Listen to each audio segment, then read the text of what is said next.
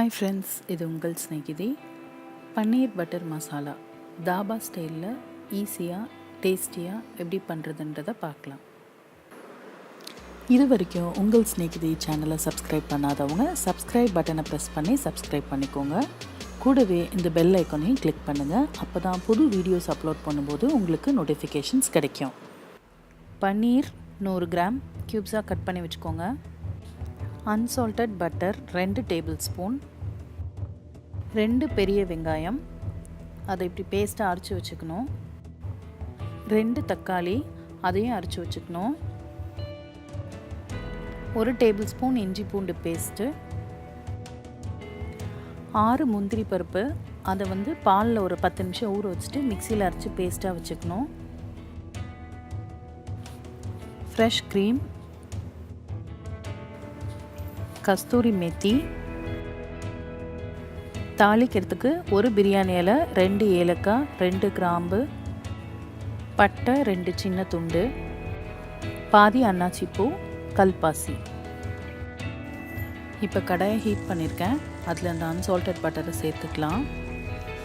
கூடவே இந்த தாளிக்க வச்சுருந்த மசாலா ஜாமான்லாம் போட்டு தாளிச்சிக்கலாம். அதோட இஞ்சி பூண்டு பேஸ்ட் போட்டு வதக்கிக்கலாம். இஞ்சி பூண்டு பேஸ்ட்டு நல்லா வதங்கினதும் நம்ம அரைச்சி வச்சுருக்க வெங்காயத்தை அதில் போட்டு வதக்கிக்கலாம். வெங்காயம் நல்லா பச்சை வடை போகிற வரைக்கும் வதக்கிக்கணும். அதோட கலர் மாதிரி நல்லா லைட் ப்ரௌன் வர வரைக்கும் வதக்கணும். அப்போ தான் டேஸ்ட்டாக இருக்கும்.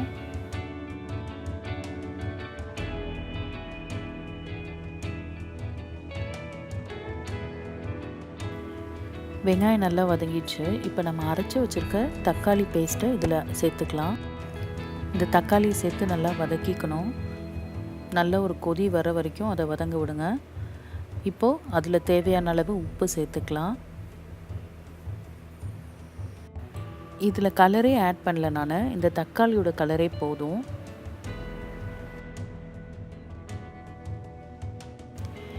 இப்போது இதில் ஒரு 1/2 ஸ்பூன் மஞ்சத்தூள் சேர்த்துக்கலாம். அதோடே தேவையான அளவு மிளகாத்தூள் சேர்த்து வதக்கிக்கலாம். இது கூட கொஞ்சமாக மல்லித்தூள் சேர்த்துக்கலாம். அதெல்லாம் சேர்த்து நல்லா வதக்கிக்கலாம். தாபா ஸ்டைலில் பண்ணுற பன்னீர் பட்டர் மசாலா லைட்டாக ஸ்வீட் டேஸ்ட்டோடு தான் இருக்கும். அதுக்காக நம்ம ஒரு 1.5 ஸ்பூன் அளவுக்கு சுகர் சேர்த்துக்கலாம். இதெல்லாம் இப்போ நல்லா வதங்கினதும் நம்ம அரைச்சி வச்சுருக்க முந்திரி பேஸ்ட்டை சேர்த்துக்கலாம். இந்த முந்திரி பேஸ்ட் நல்லா திக்னஸ் கொடுக்கும் இந்த கிரேவிக்கு. இதெல்லாம் சேர்த்து நல்லா வதங்கி ஒரு கொதி வந்ததும் நம்ம கட் பண்ணி வச்சுருக்க பன்னீரை போட வேண்டியதான். போட்டு பன்னீர் நல்லா அதோட சேர்த்து கிளறி விட்டுருங்க.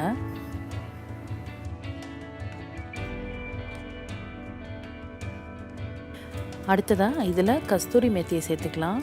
அது கையில் வச்சு லைட்டாக கசக்கிட்டு போடணும்.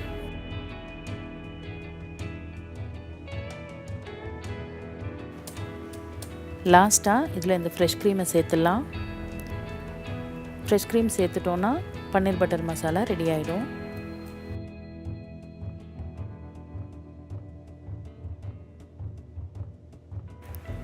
இதோ சூப்பராக டேஸ்டான பன்னீர் பட்டர் மசாலா ரெடி ஆயிடுச்சு. ட்ரை பண்ணி பாருங்கள், ரொம்ப டேஸ்ட்டாக இருக்கும். சப்பாத்தி, ரொட்டி இல்லைன்னா நான் இது கூட தொட்டு சாப்பிட்றதுக்கு இந்த பன்னீர் பட்டர் மசாலா ரொம்ப டேஸ்ட்டாக இருக்கும்.